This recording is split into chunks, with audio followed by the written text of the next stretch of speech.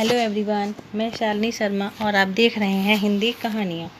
कहानी पसंद आए तो लाइक करें, शेयर करें और चैनल को सब्सक्राइब करें।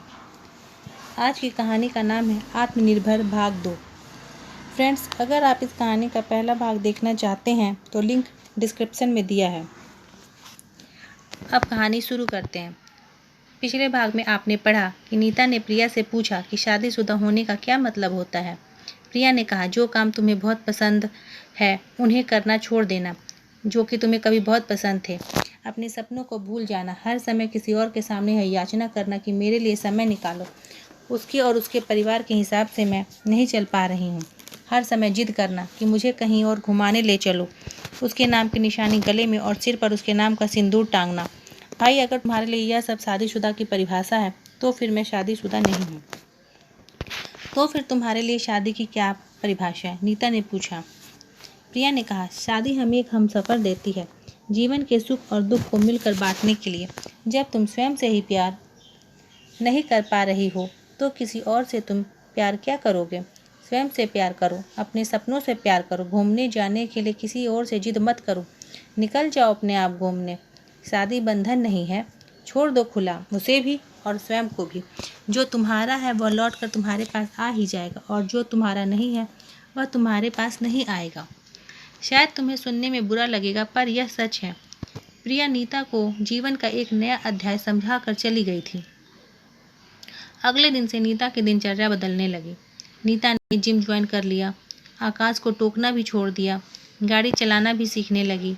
इसके लिए उसने ड्राइविंग स्कूल में एडमिशन ले लिया। अब आत्मनिर्भर होना चाहती थी।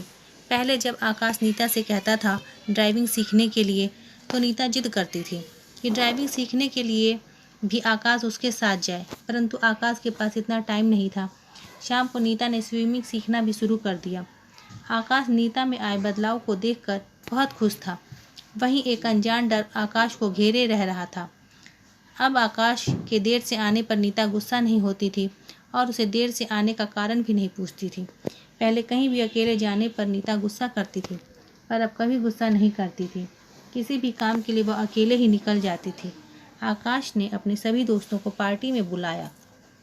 आकाश के सभी दोस्त पार्टी में आए, नीता के भी सभी दोस्त पार्टी में आए, लेकिन प्रिया नहीं आई क्योंकि उसे कुछ ज़रूरी काम आ गया था।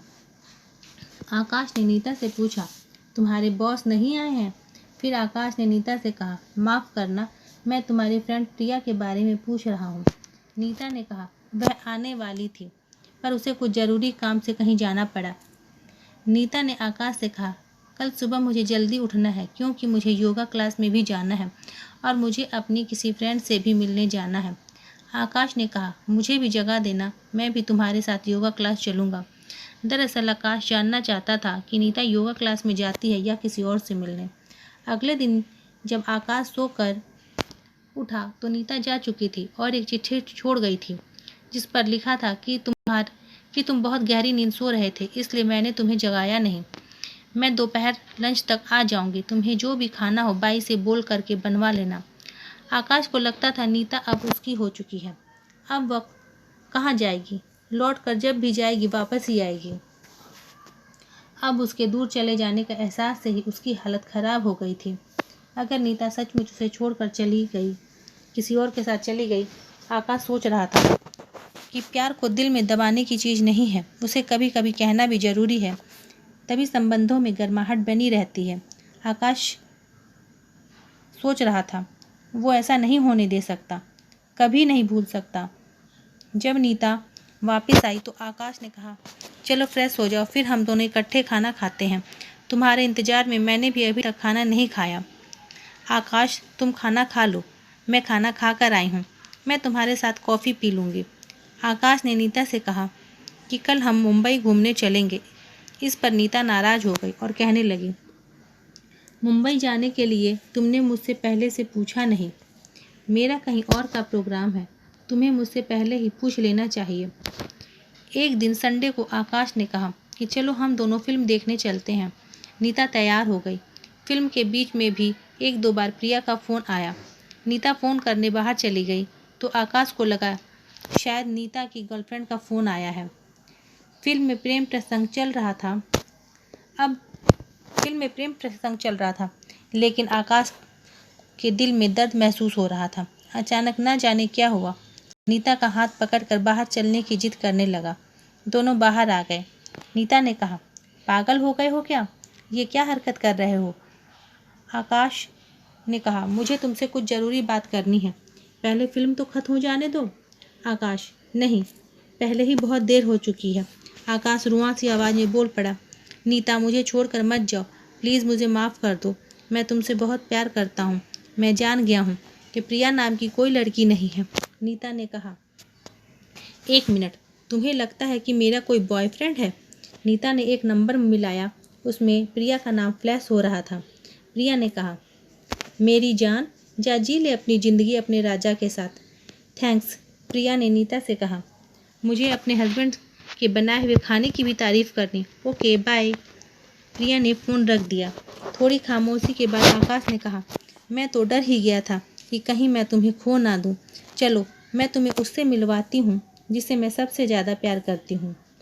और आईने के सामने वह अपने आप को ले जाकर बोली, मैं अपने आप से सबसे ज़्यादा प्यार करती हूँ, क्योंकि मुझे आत्मनिर्भर बनना है। अगर मैं खुद से प्यार नहीं करूँगी तो दूसरों से कैसे प्यार कर सकती हूँ? परंतु हमारा विवाह हुआ है।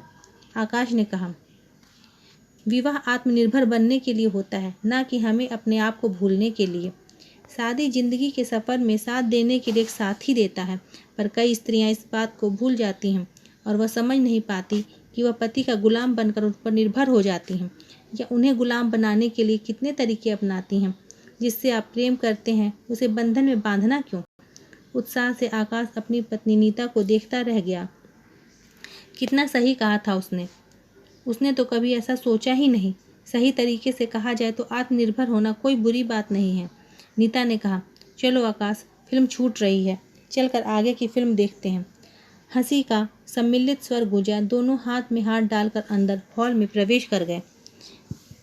फ्रेंड्स, अगर आपको कहानी पसंद आए तो आप कमेंट्स बॉक्स में हमें बताइए कि आपको कहानी कैसी लगी। Thanks for watching.